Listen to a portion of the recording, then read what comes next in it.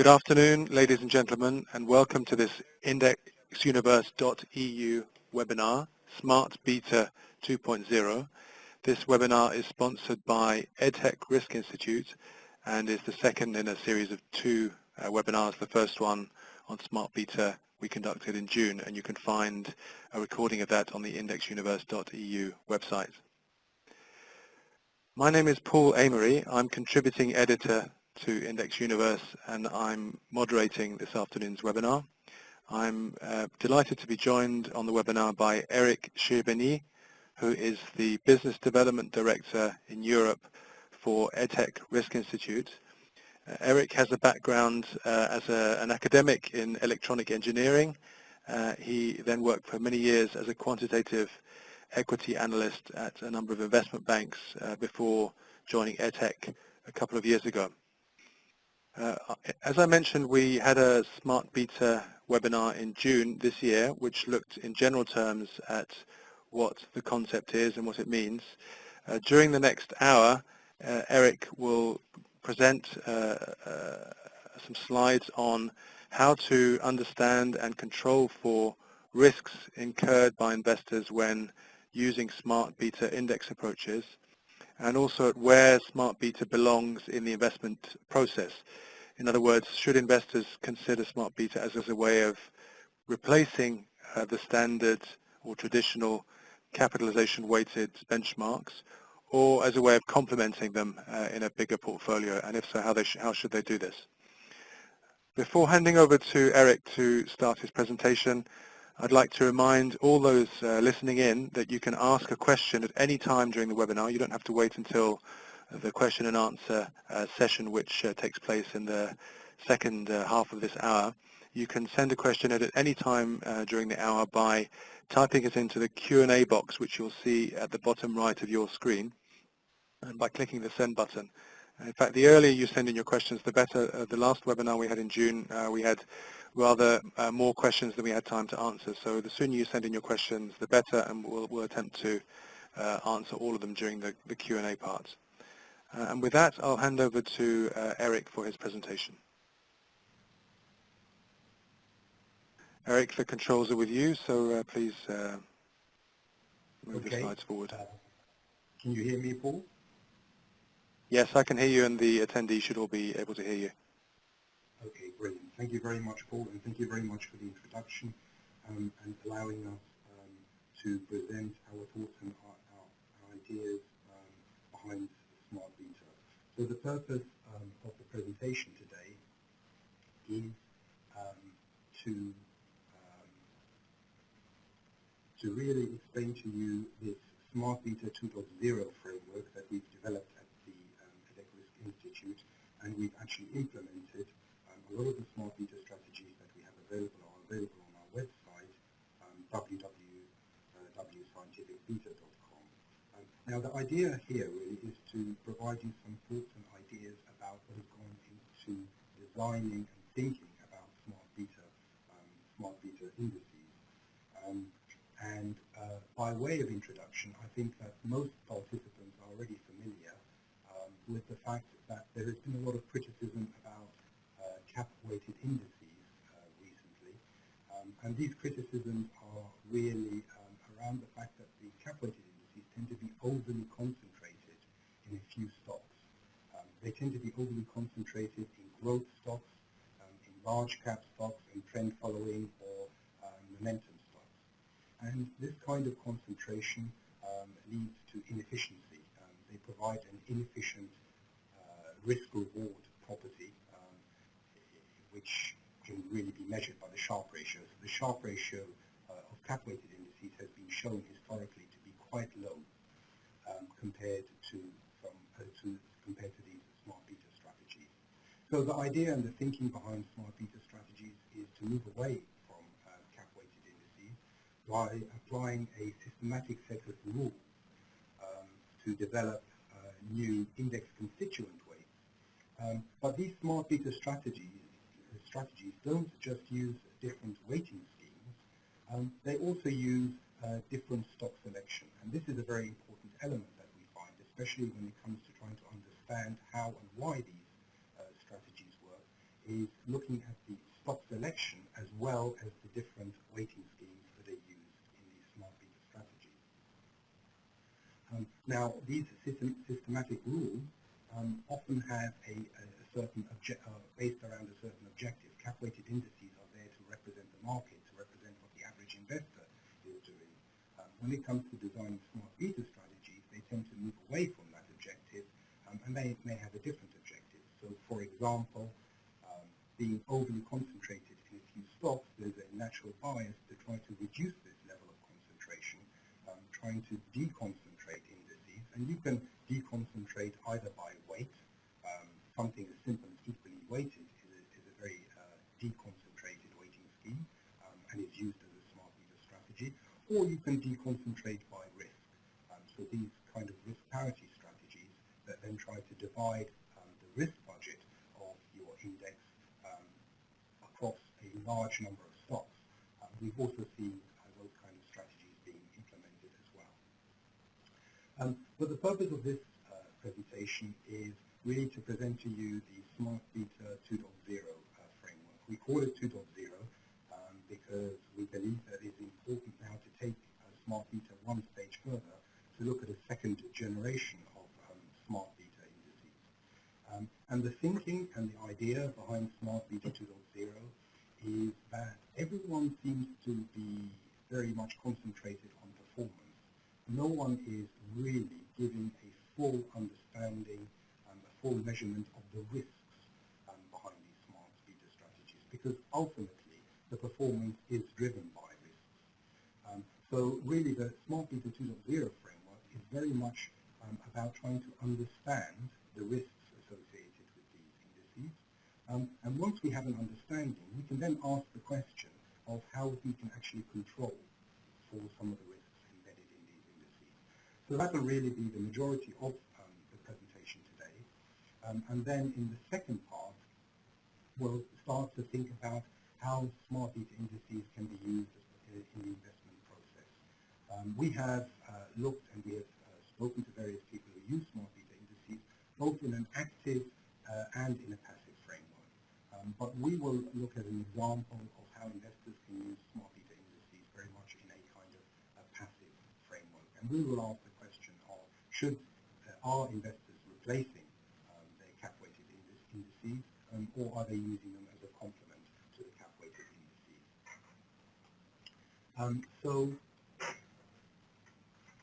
Let me first turn to understanding and controlling the risks of smart beta indices. To be able to understand why there is a need for a second generation of smart beta indices, we have to understand what is out there in the market today. So that's what we call Smart Beta 1.0, is to look at what index providers offer on the market today. And what we find is that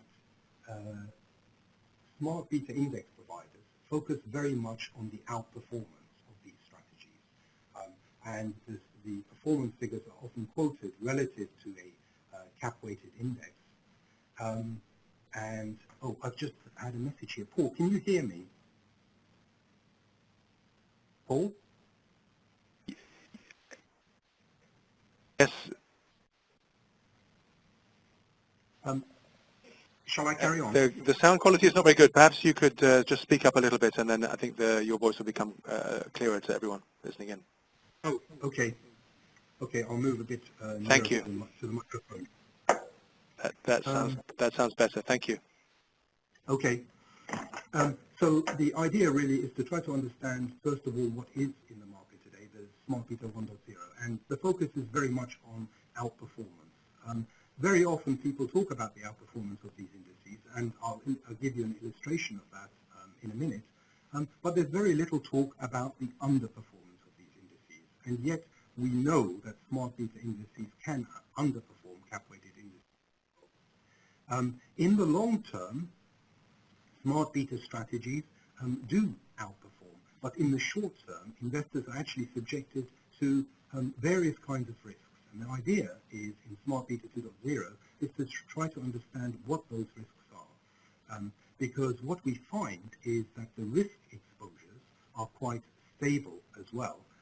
So it's a very reliable way to try to understand as well what the future performance of these smart beta strategies will give you, because once you understand what the risks are, and the risks are quite stable, you can then decide whether you believe these risks will be rewarded or not. And the other point that we really make about the kind of smart beta strategies that are available in the market today is that they're prepackaged bundles of methodological choices. So even once we have understood the risks, and that in itself is not straightforward because the transparency of some of the indices available in the market today is not very clear. You really need to have holdings kind of data to really understand what the risks of these strategies are, and holdings data is not widely available. So we believe as well in the Smart Beta 2.0 framework that we need to have greater transparency. And then with having greater transparency, you can then, as an investor, make the choice of the kind of risk factors or exposures that you wish to be exposed to.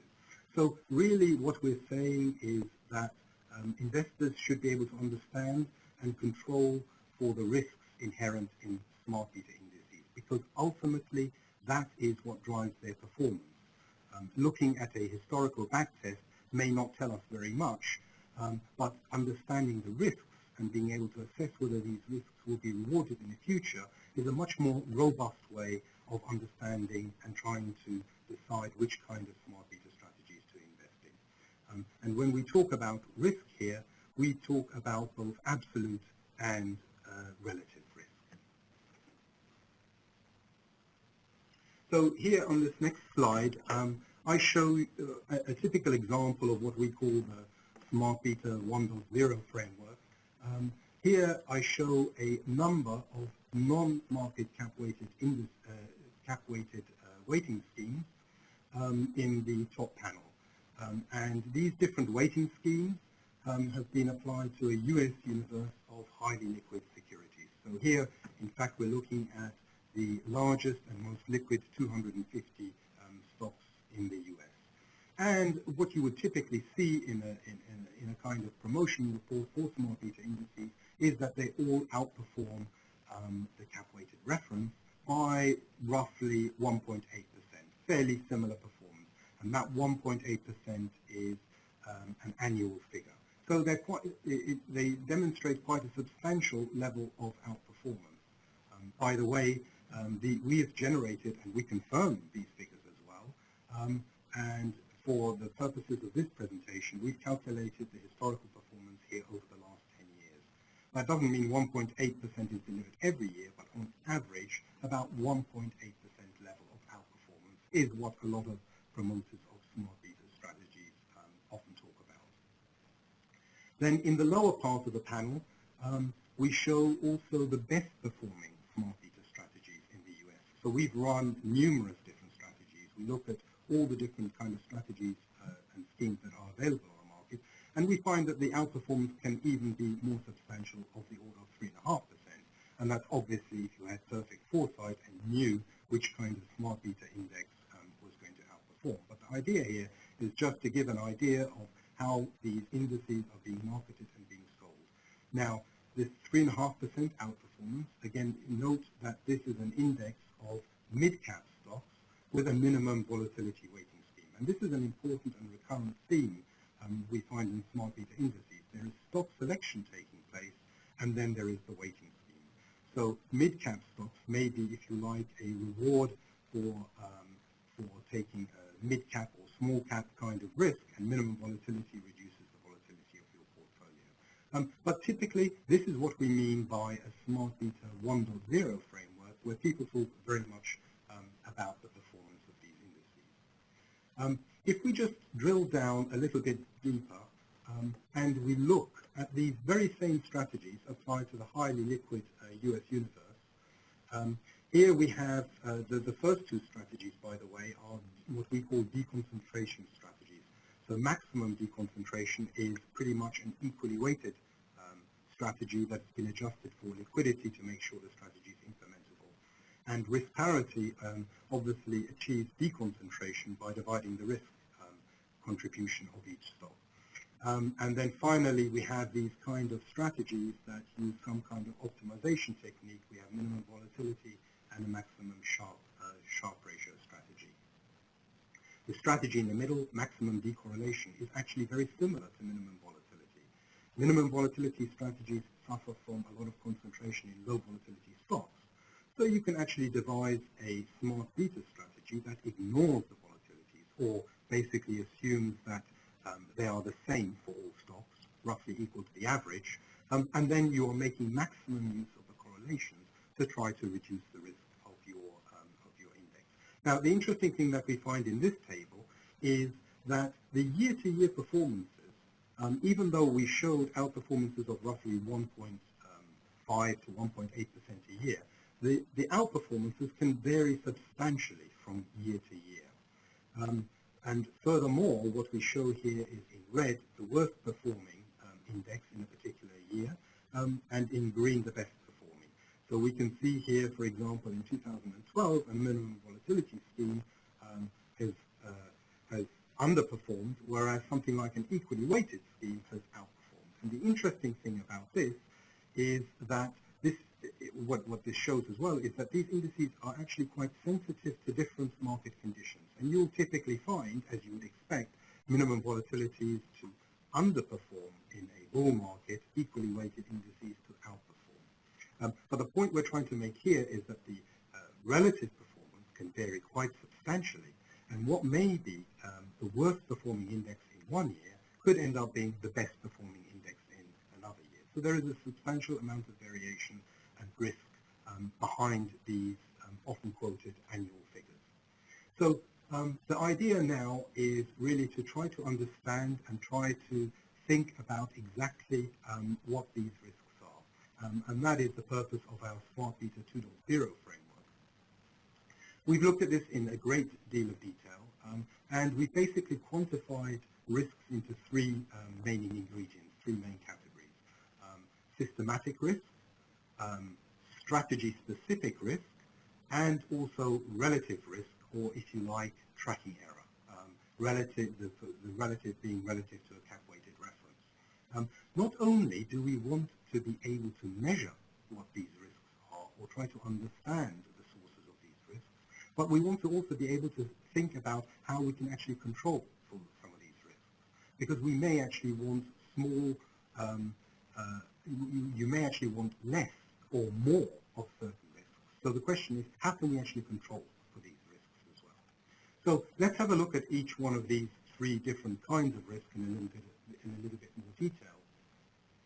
So first of all, we look at systematic risks. So the way to assess systematic risks, and the standard methods used to do that, is if you take the weighting scheme and you perform a regression analysis against these factors, against the market, the small cap factor, the value factor, this kind of famous French regression, you can measure your exposure to systematic risk factors. And what we see here is that typically any movement away from cap-weighted indices tend to give you some kind of exposure to the small cap factor. An equally weighted index tends to give you a higher exposure to a small cap factor, and it also tends to give you a beta in excess of 1. A minimum volatility index, however, has smaller exposure to the small cap factor, but lower exposure to the market as well. So this is the first kind of risk, and you can include different factors in the model, but this is an important source of risk that people need to understand, because what we also then do is we try to understand how much of this outperformance can be attributed to these factors. The point of analyzing systematic risks is because you apply systematic rules to these indices, you will find that systematic risks across for each different strategy tends to stay quite stable. So for this particular equally weighted strategy, it doesn't matter. Here we've looked at it over the last 10 years, but if I look at it over 1 year, 3 year, or 5 years, you tend to find you always have a beta of round about 0.35 for the way that we've implemented this particular strategy. So the point about systematic risk is we need to measure them, we need to understand how much of the outperformance can be explained by them, but also to see and to understand the fact that these are quite stable exposures. We can then decide whether we want to have these kind of systematic risk factors in our index. So first of all is systematic risk. The second kind of risk is relative risk. And this may sound a little bit bizarre that we talk about relative risk, because my starting point was I said that cap-weighted indices tend to be quite inefficient. Why am I comparing myself to something that I don't really believe in? And the answer is that in practice people do, because smart beta indices should be held over the long term, but you are exposed to short-term risks, and very often these risks are measured relative to a benchmark, and that tends to be the cap-weighted benchmark. So the idea here is we just want to quantify what these risks typically are. Because when people invest in active managers or benchmarked active managers, they're often given some kind of risk budget. But for these smart beta indices, no one ever talks about the risk budget for these indices, the relative risk budget. So the first thing is we would like to quantify them. And what we find, again, using the example that I've used earlier, for these different weighting schemes, the average tracking error tends to be of the order of 3 to 4%. For the indices that perform particularly well, the tracking error is higher, can be of the order of 5.5%. Now, these tracking error figures have been calculated over a period of 10 years. That is an indication of the average level of tracking error, so higher than benchmarked active managers. But what's much more interesting is to look at the extreme tracking error.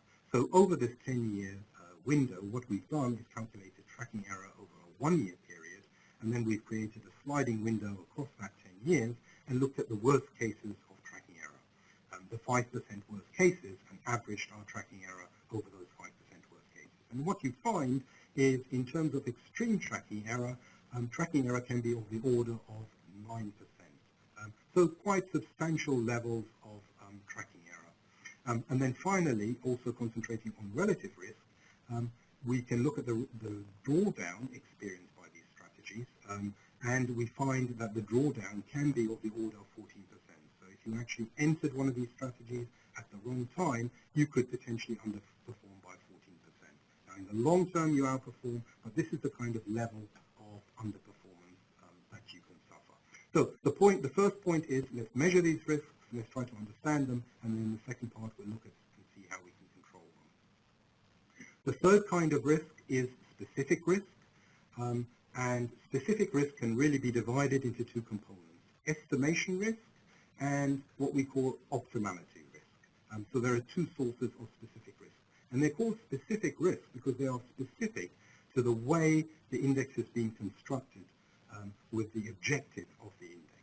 So if we take the example of an equally weighted index, and we think of in terms of estimation risk, there is no estimation risk in an equally weighted index, because regardless of what the data is telling us, we're always going to equally weight every stock. So essentially what we're doing is we're treating every stock the same. We're assuming that the returns, the volatilities, and the correlations of all the stocks are the same. So based on that assumption, which is what we call optimality risk, an equally weighted index would be the best performing smart beta strategy in terms of Sharpe ratio, if that was the case. So even though we don't take any estimation risk, we're certainly taking some optimality risk that we may not be investing in the best Sharpe ratio, because returns, volatilities, and correlations are not the same. If we turn to something like a minimum volatility index, we have to estimate correlations and we have to estimate volatility, so that leads to some kind of estimation risk. In terms of optimality risk, we assume all expected returns are the same for us to give us the highest Sharpe ratio, and that is obviously not true in practice. So specific risk really is related to these different sources of risk. And the insight that we gain here really, and this is the framework that was put together by a couple of academics, Khan and Zhao, in a paper in 2007, is that the risks, the specific risks that are a result of these two sources of risk are quite different across all the different strategies and are actually quite uncorrelated.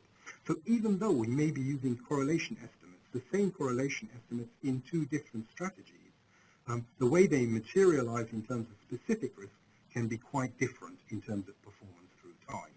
So that is something that you can't actually do change within a strategy, But there are ways that you can address specific risk, and specific risk is something that we need to look at. And the answer, of course, is because these risks are quite uncorrelated, what you really want to do is, instead of investing in a single strategy, invest in a range of these strategies to try to diversify away the strategy-specific risk. Okay, so that is the Smart Beta 2.0 framework. I've just briefly outlined what the three kinds of risks are. Let's now try to think about controlling for these risks. So the first kind of risk we want to control for is systematic risk. And what we show here in the table is an equally weighted index in the US applied to 500 stocks, and we find that we have a beta of about 0.44.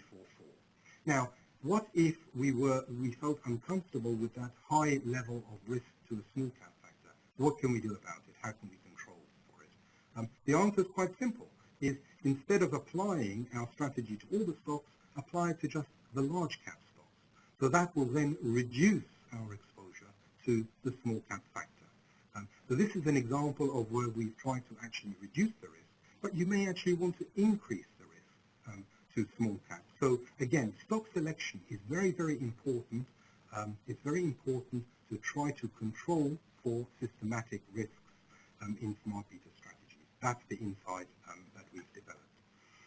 In terms of controlling for systematic risks, there is another way to control for them, and that is through the optimization process. So when you put together a set of weights, you can actually set constraints in the optimizer to actually to limit, to either increase or decrease the level of systematic risk. So here we show an example of sector factors, which are systematic factors, and how to control for those. We show a minimum variance weighting scheme, and what we find is without any sector control, you're able to reduce the volatility of your index from 21% for the cap weighted to about 18%. But what typically happens is you tend to overweight utilities, and you tend to overweight non-cyclical or staple stocks. And you tend to underweight stocks with high volatility from technology, financials, and from energy. Now, applying sector-neutral constraints, so applying trying to restrict the level of systematic risk, you can see that it doesn't produce as good a Sharpe ratio, but still a reasonably high Sharpe ratio, but you're still able to achieve your objective of lowering volatility. So that's the second way of controlling for systematic risk. We now turn to controlling relative risk, and for controlling relative risk, we need to look at tracking error. And the way you can actually control for tracking error, and the way we do it, is we create an index with a fairly loose tracking error constraint of 5%. Now, the idea with this is we try to create a fairly well-behaved smart beta strategy. And when we say well-behaved, we mean with respect to extreme risks. So what we try to do is we try to align all the factor exposures of our index, but have a fairly loose tracking error control. That way, we can eliminate some of the extreme risks, because the smart beta strategy in the cap-weighted portfolio will essentially have the same exposures to the main risk factors. By then mixing it with a cap-weighted, we can then reduce the level of tracking error, and the amount that you mix it with the cap-weighted will obviously also depend on market conditions, on volatility. But that way, you can then end up with a smart beta strategy with only 2% tracking error, and you've eliminated some of these extreme risks that would give you high maximum relative drawdown. But obviously there is no free lunch here. In terms of return, you've also reduced the return, and the return using this kind of methodology for risk control tends to go down fairly linearly, and you end up with a fairly constant Sharpe ratio. But the comfort factor here is that you can actually try to reduce extreme exposure to extreme relative risk. Then finally, thinking again about specific risk, the way to really address, and I've already alluded to this, to address specific risk is by trying to combine different strategies. So we've taken here the strategies that I showed earlier and invested 1/5 in each one of these different weighting schemes. That's what we call a diversified multi-strategy. And what you will see here is that the year-to-year performance is nowhere near as variable as any individual strategy. And in terms of performance, the returns, if the returns are fairly similar from all these strategies, a diversified multi-strategy will also deliver a similar kind of return. But the point here in the insight is specific risks are uncorrelated. By smoothing and combining these smart beta strategies, you can certainly reduce your short-term risk. Okay, so that really is what the Smart Beta 2.0 framework is all about. And I am now just going to briefly present some ideas that we have about how to use smart beta indices in the investment process. So there is often a debate about whether smart beta indices are they active or are they passive. And people often argue that they are more active than passive because, taking a very strict definition of passive at the buy and hold, where you're trying to represent the market, they tend to be active. But perhaps a more accurate description of active could be if you are making discretionary decisions, which is something that these smart beta strategies don't do, because the idea is that you are applying a systematic and consistent set of rules. So you're not actually making any discretionary decisions once you've decided what the smart beta strategy is. So you can actually argue against them being active from that perspective if there are discretionary decisions involved. However, you're probably better off thinking of them in terms of a third way. Don't put them into either the active or the passive box, because they can actually be used in both the active and passive kind of framework, and think of them as a third way. And the characteristics of them really is that they have a systematic and transparent set of rules that are defined on a regular basis. And as you are now not having a buy and hold strategy, you have a different objective. So for each different strategy, you need to clearly define what that objective is before deciding whether that then leads to better performance and to understand what kind of risk exposure it leads to. So we actually have done quite a lot of work in this area as well, and we have examples of using then these smart beta strategies. Instead of thinking them of either as purely active or purely passive, is how can they be used in these two processes? And I'm just going to focus here on an example of using them in a passive framework. So in a passive framework, there are two ways you can use smart beta indices. First of all, as a replacement. So the criticism has been cap-weighted indices are inefficient. Let's throw these indices away and let's invest in smart beta and smart beta index, or a combination of these indices, in which case you end up with a new strategic benchmark. The other way is to use smart beta indices as a complement to the cap-weighted indices. So instead of throwing away your cap-weighted indices altogether, is to invest. There are two ways you can invest in terms of a complementary way.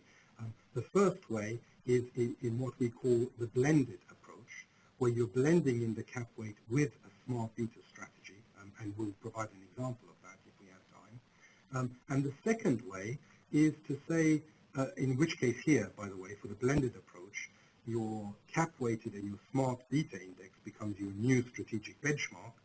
The other way is to stay with a cap-weighted benchmark and to invest in smart beta indices instead, to try to beat the cap-weighted reference. Now, in this case, tracking error will become important because you are going to deviate away from your benchmark, and here you may want to control for tracking error. So these are the two kind of ways they are used in a passive framework. And we actually performed a survey in North America, and we also did one in Europe, where we asked investors how do they intend to use smart betas, how are they using them, and how do they intend to use them. And we find that by far the lowest response, it wasn't zero, so there's still some response, say that they're going to replace cap-weighted indices altogether. Some even responded to say they're going to replace some of the active managers with these smart beta indices. But by far the largest response was they were going to use smart beta indices as a complement, to try to complement cap-weighted indices, using some kind of combination of cap-weighted indices and smart beta indices. And talking to investors across Europe, we find that investors have typically invested anywhere between 5 and 15% of their cap-weighted indices into these smart beta strategies. We find that in Europe, we've actually spoken to a couple of asset owners who've actually invested somewhere between 40 and 50% of their passive equity exposure into these smart beta indices. So I would just like to finish up now by providing you an example of how you can implement a smart beta strategy passively using this kind of blended approach. So an interesting thing about smart beta strategies is they perform quite differently in different market conditions. So what we've taken here is we show the performance of the cap-weighted index, and we show one smart beta index that has a value bias. So here we apply stock selection to choose only the value stocks, and then we diversify across these value stocks using the maximum deconcentration weighting scheme. And what as we say in the Smart Beta 2.0 framework, what we need to do is measure their systematic risk exposures, and that's what we find. No surprise to find we have a value bias and also some kind of small cap bias because we're quite well diversified. We can then look at another index, and the index we've chosen is, instead of choosing value stocks, let's now choose low volatility stocks and also apply a low volatility, minimum volatility weighting scheme. Now the reason we've chosen that is if we look at the correlation of excess returns for these two different strategies, they are quite different. Value strategy tends to perform quite well in strong bull markets, whereas minimum volatility strategies tend to perform well in bear markets. So they're quite complementary when these two different strategies perform well or badly. And we find that, in fact, the correlation is pretty low. It's around about 0.09. So let's have a look at this in a little bit more detail. What we can do is we can look at the value strategy here over the last 10 years. In fact, we'll split that 10-year period up into the first 5 years where we had quite a strong bull market, and then the subsequent 5 years where we had the bear market. And what we find is, compared to the cap-weighted index, the value strategy tends to outperform by about 4%. Whereas the minimum volatility strategy tends to perform pretty much in line.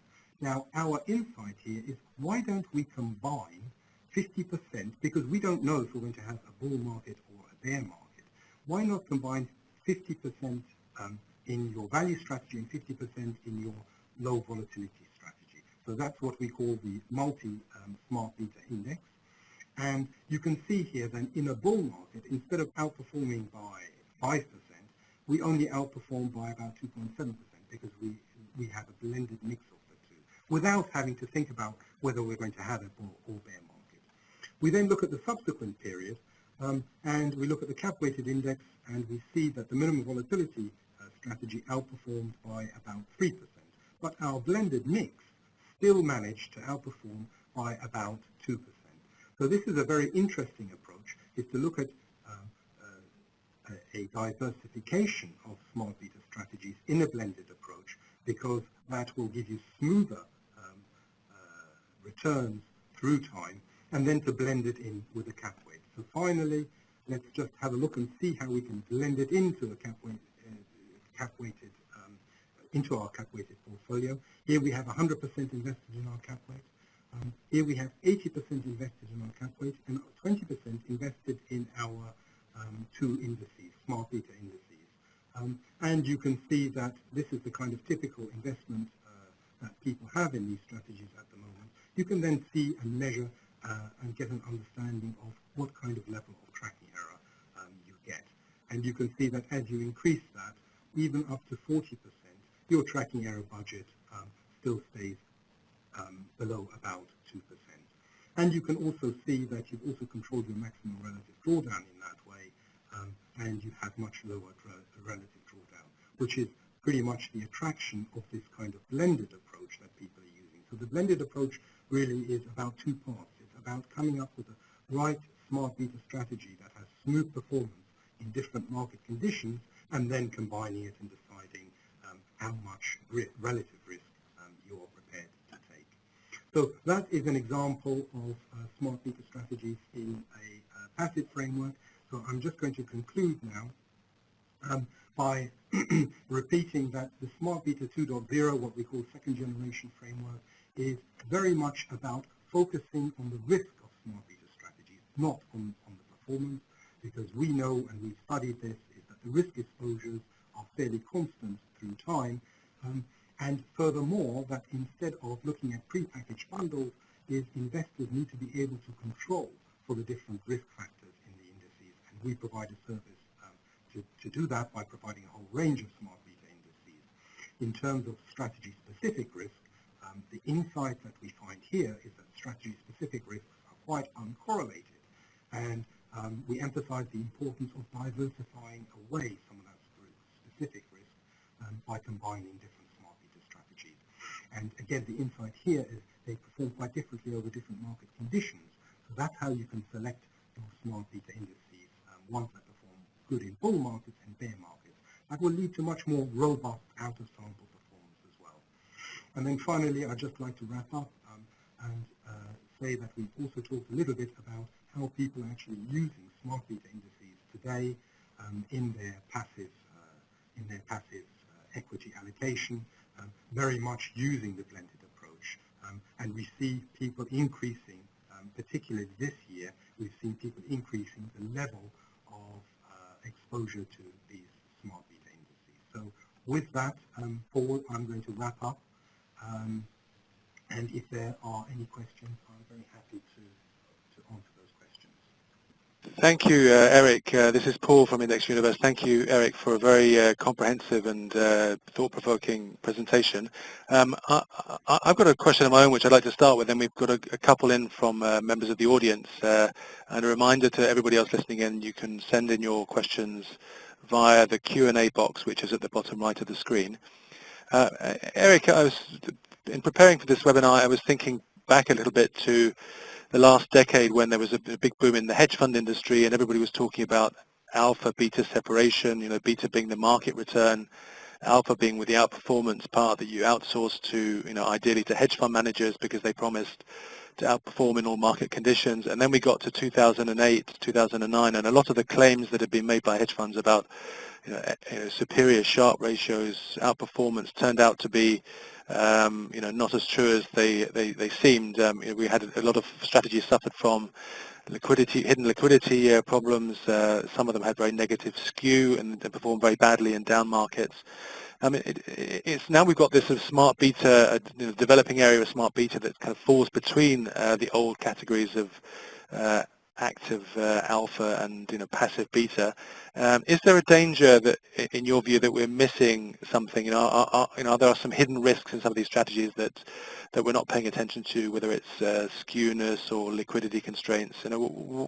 How do we check for those, and to what extent might those exist? Okay, an excellent question, and there are many different points that you raise with that question.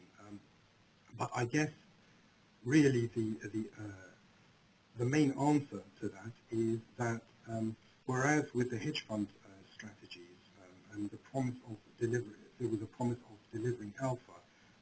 What we are saying with these Smart Beta strategies is that certainly is not the case, and that is why we are really pushing the Smart Beta 2.0 framework. Is what we're saying is that this kind of level of performance, there is a reason for this kind of level of performance, and that's related to risk.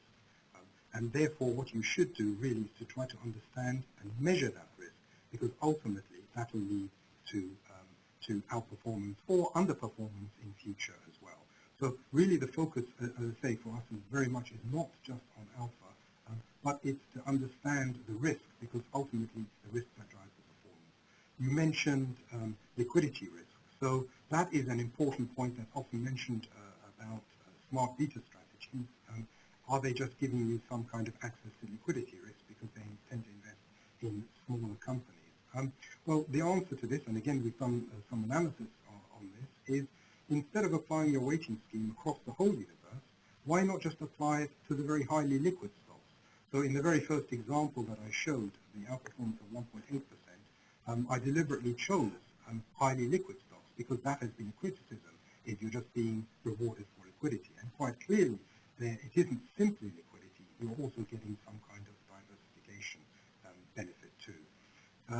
Then also in terms of extreme risks, that's another very interesting point, and again, hopefully with a risk kind of framework we can understand better. So I showed some relative drawdowns for all these different strategies. Now the interesting thing and the insight to this is that these drawdowns actually occur at very different times for all the different strategies. So you might get a drawdown for a minimum volatility strategy at a time when you're in a bull market, whereas for an equally weighted strategy, you might have higher drawdown when you're in a bear market. But they actually occur at quite different times.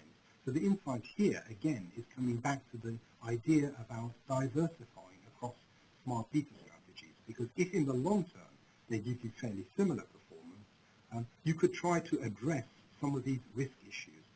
So all I guess I'm trying to say, Paul, is that we need to start at risk and then understand that, and then think about whether that leads to better performance in future. And hopefully that's what we've done with the Smart Beta Zero framework. Okay, and a question that often comes up in relation to index backtests. To what extent, if at all, are transaction or any other market impact costs factored into the performance figures? Okay, so in all the examples that I have shown in this presentation, we haven't deducted any transaction costs, but it clearly is important. So for cap-weighted indices, transaction costs, they are buy and hold strategies tend to be fairly low. They still change, and turnover tends to be around about 5 or 6% per year on an annualized basis. For these smart beta strategies, turnover is higher. But in all the examples that I've presented today, we've actually put turnover control rules in place. And in all the smart beta strategies, what we have ensured is that turnover stays below 30% on an annual basis. And on our website, over the next couple of weeks, we're actually going to show exactly what the turnover is for annual turnover is for all of these strategies. But as I say, you can actually control for turnover, and you can try to keep, you can in practice, keep turnover to below 30% on an annualized basis. Now, what does that mean in terms of performance drag? Well, that clearly depends on what your transaction costs are. So we can't actually quantify that because it will depend on the investor. But if we just take kind of ballpark figures, if you have a turnover of 30% a year, and I don't know, transaction costs, and you're buying these to highly liquid stocks, large cap stocks, your transaction cost may be of the order of 5 basis points, maybe. So roughly a third of 5 basis points each way is what you'd expect. So what I'm trying to emphasize here is that it's probably less than 10 basis points per year, significantly less than 10 basis points a year, which is small in comparison to the performance that these indices have delivered. So yes, it is important. I'm just summarizing. Yes, it is important to control for turnover. We believe you can keep turnover to below 30%, and that should minimize the performance drag. Okay, thanks for explaining that, Eric. A question that's come in from Sylvia De Silvia. Would reducing the systematic risk of a smart beta portfolio also reduce its alpha potential or its outperformance potential? After all, what makes a smart beta outperform the cap-weighted benchmark is its exposure to risk premia that are supposed to deliver alpha or outperformance over the long term. So, are you, by reducing the systematic risk, are you cutting down on your ability to outperform? I guess you are, but the point that really I was trying to make is to say that you can actually control for the systematic risk by using stock selection. So I am not advocating to reduce the risk, but what I'm saying is that if you devise a weighting scheme and you are surprised to see that you have exposure to a certain kind of risk, you can actually try to reduce that systematic risk exposure and then see whether the performance is just simply coming from that risk factor. But to turn it on its head, the argument on its head, what we're saying is that you can actually increase your systematic risk exposure through stock selection as well. So you don't necessarily want to reduce your systematic risk. You may want to increase it, but you can do that in two ways, through stock selection and through the optimization process.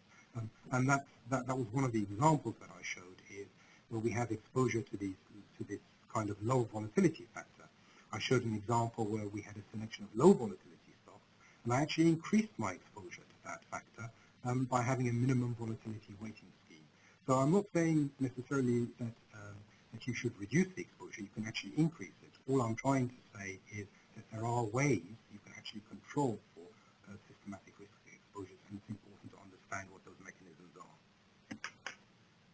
Right. If I could just return to the question of cost for a second, Eric. I mean, if I could maybe turn that question around a bit and say, to what extent are individual smart beta strategies constrained by capacity? In other words, if you're the Norwegian state pension fund, can you, pick and choose from all these strategies, or are some going to be? Are you going to run into capacity constraints sooner with some than with others? How do large asset owners approach those types of questions?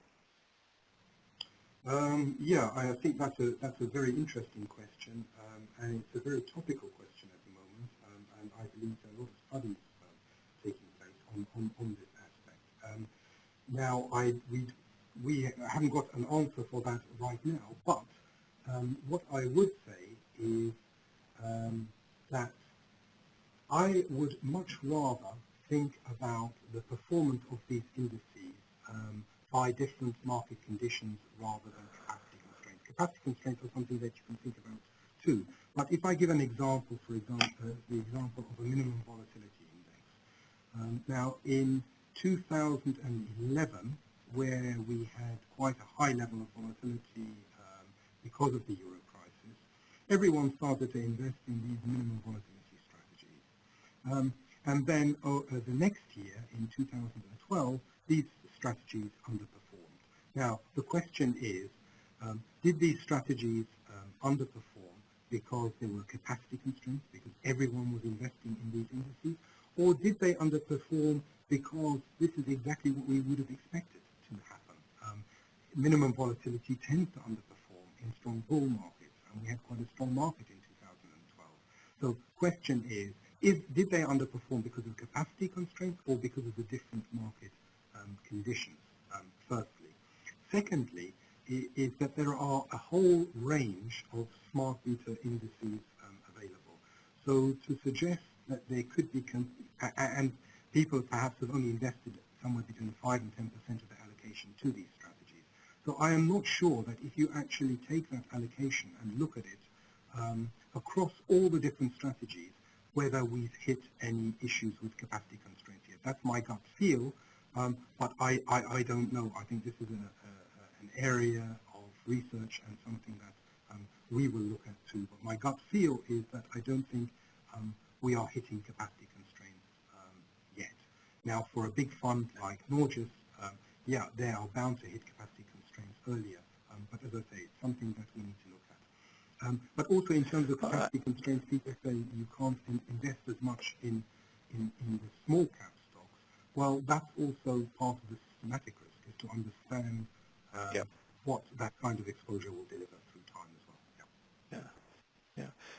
To me, Eric, your slide showing the responses you'd had from different investors in different regions about how they use smart beta indices was interesting. And as you pointed out at the beginning of the presentation, people are presumably investing in these strategies because they believe that there are some inefficiencies with following a cap-weighted index. But at the same time, they're a bit, if you look at the responses to your questions, your survey, people are not, reluctant to ditch cap weighting completely, and they still want to measure themselves against a cap weighted benchmark, and in some way or other. So, my question is, what are people doing? What have you seen people doing at large institutions or asset owners in terms of governance? How are they managing their exposure to these strategies? Because in the old world, if you hired an asset manager and he got it badly wrong, you could blame him and you could fire him. But if what happens if you choose a smart beta strategy that you perhaps you didn't research properly and it went wrong? Who's to blame, and what governance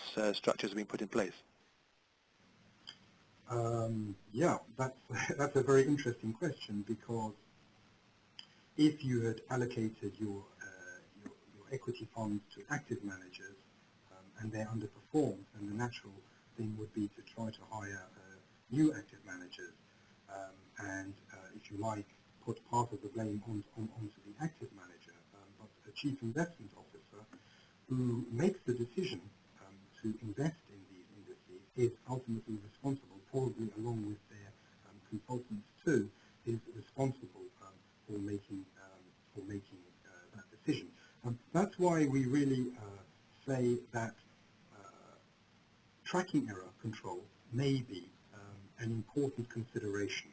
So for chief investment officers who are looking to invest in these indices, but whose performance will be ultimately measured relative to the cap-weighted indices, they then need to look at tracking error control, but also to understand that putting in place tracking error control will also lead to lower performance. So the idea really is, the thinking behind it is to, first of all, to try to quantify it, to understand how bad things can get.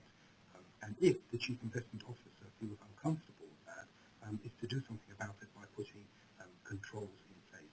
So again, it comes back to measure the risks, try to understand how bad they can get before investing in these strategies, because ultimately it is going to be the chief investment officer and their consultants who are going to be responsible for investing in these indices. Okay, I was interested in your slide on specific risks.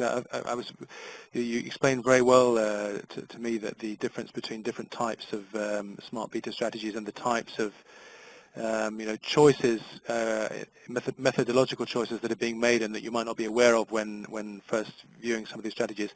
What differences have you found, in terms of the existing commercially available smart beta offerings? Because most of the index firms now offer similar indices. What differences are there between one firm's smart beta index and another when it comes to some of the estimation risks or optimality risks that you mentioned? I mean, are there really significant differences out there, or is everybody doing the kind of the same thing, even if it's you have to dig into the methodology to understand what's being done? Specific risk, as I explained it, is really divided, as you said as well, is divided into estimation risk and optimality risk. Now, various different index providers who provide similar strategies will probably be subject to a very similar optimality risk, because that is something that they don't have a choice over. Optimality risk is inherent with a particular strategy, minimum volatility, equal weight that they employ. So they will have a similar kind of level of optimality risk, but they can have very different estimation risk.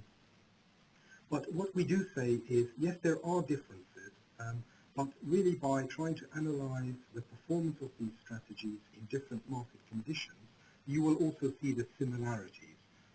So a minimum volatility strategy in a bear market will behave fairly similarly across the different index providers, even though the implementation may be quite different. So again, this is where we say that really a good way to look and to understand and analyze these indices is look at it in different market conditions, either bull or bear markets or high and low volatility regime, to try to get an understanding. But for the different index providers, I would expect fairly similar kind of systematic risk, but there will be differences as well. But in market conditions, I would expect them to perform in pretty much the same kind of way.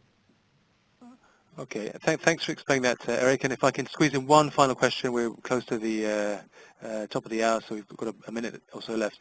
In a couple of words, is smart beta more of a threat to long-only active fund managers or to passive funds that invest according to a cap-weighted benchmark?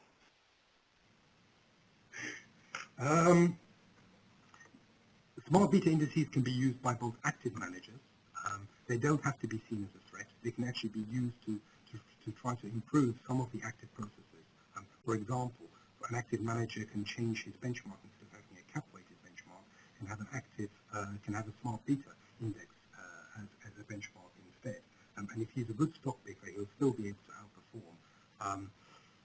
So they can be used in both an active, within the active. They shouldn't necessarily be seen as a threat to active managers. But what we've actually seen and witnessed in the first phase really is a mixture of the two, with perhaps more of the passive portion of the asset owner's portfolio being replaced by these smart beta indices.